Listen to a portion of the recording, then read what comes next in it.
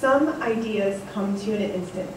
They suddenly grab a hold of your mind, and something inside of your brain just clicks.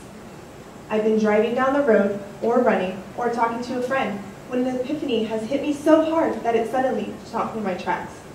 My view on religion is not something that occurred suddenly. Rather, my stance is something that has formed over many years.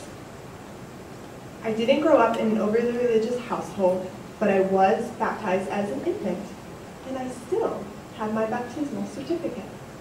I recall attending church and Sunday school a few times in my early youth, but after this, there was a large period in my life during which there was no religious intervention present. It wasn't until I reached high school and took a neat little class called Theory of Knowledge that religion even entered my sphere of existence again.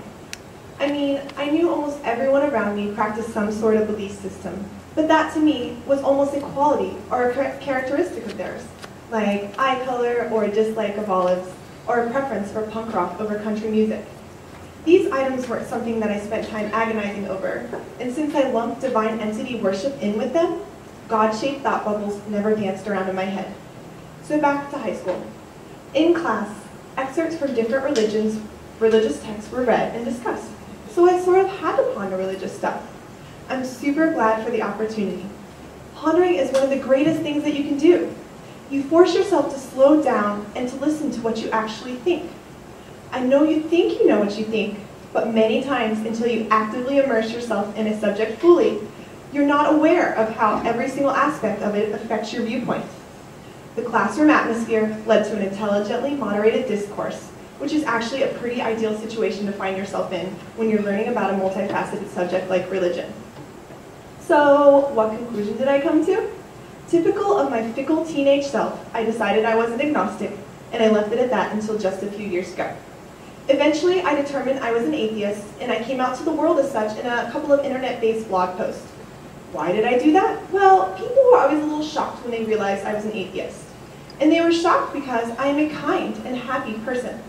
Now, this didn't make sense to me as I had never equated kind and happy people with any sort of belief system. So, me being me, felt it was my duty to put the virtual word out there that atheist, like all flavors of humans, came in different varieties. I did experience a small bit of backlash after I wrote about my viewpoint.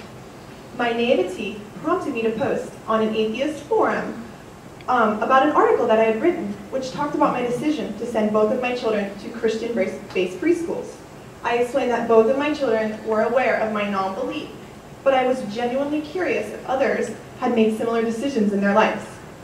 Interestingly enough, a few members labeled my choice to send them to these schools as child abuse. So, why did I tell you this long story? Because it relates directly to the idea that I'm here to share with you.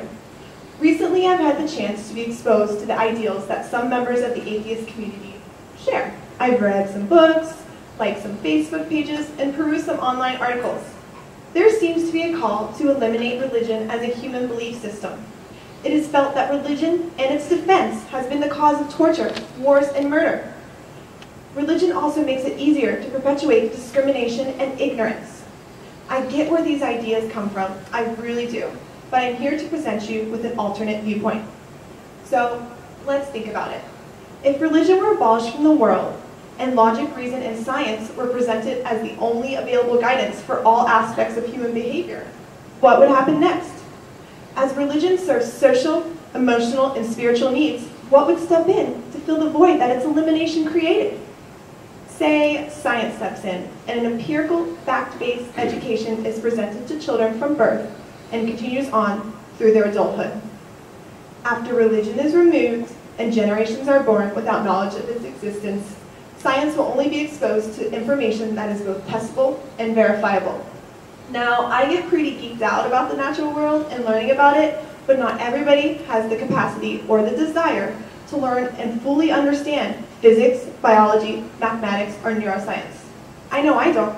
So in time, because the ever-varied individuals who make up humanity are being exposed to only one viewpoint, and this mode of thinking has the capacity to be quite complex, misinterpretation and dissatisfaction will crop up. This could eventually lead to a new sort of religious substitute to step in. What if worship of Komodo dragons or monarch butterflies or blue-footed boobies became a thing? What if the scientists who controlled funding sources were exalted? What if scientific data were misinterpreted to promote racism, classism, or some other sort of elitism? Science provides fact-based evidence, but it is still humans who react to it. I know. If humans were only exposed to scientific theories from birth, wouldn't they be more rational than the above scenarios? Well, rationality is relative, of course. And haven't you ever read any dystopic novels? When humans are forced to follow one line of thinking, they often revolt. So moving on, this seems like quite a jump, to go from a world that is devoid of any religion to a world that is willing to embrace a religious sort of substitute. But it's really not that far-fetched. Worship of some sort has been occurring for thousands of years. Humans created it for some reason, and it has stuck around till today. Some may argue that religion was just a crude mechanism of early peoples that explained the world around them. Because they lacked the technology and knowledge base that current society enjoys, the individuals of antiquity felt that it made perfect sense for a god to control love, the seasons, or the sun. This may be true. Religion definitely helps to explain the world. Science does as well. The two go about their explanatory roles in completely opposite manners. It seems with one, you cannot have the other. I feel this is false. Instead of focusing on what is wrong with each viewpoint, more time needs to be spent on the human element. Each side, be it pro-religion or pro-removal of religion, has human individuals as its proponents. Worrying about the abolition of an ingrained human institution shifts the focus from the human capacity to be a jerk, regardless of school of thought.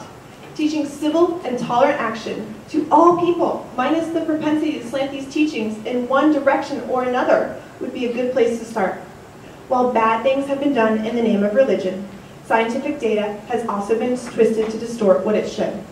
Data has been used to claim that certain races have lower IQs, that certain genders showcase more admirable qualities, and that certain socioeconomic characteristics make a human being less desirable.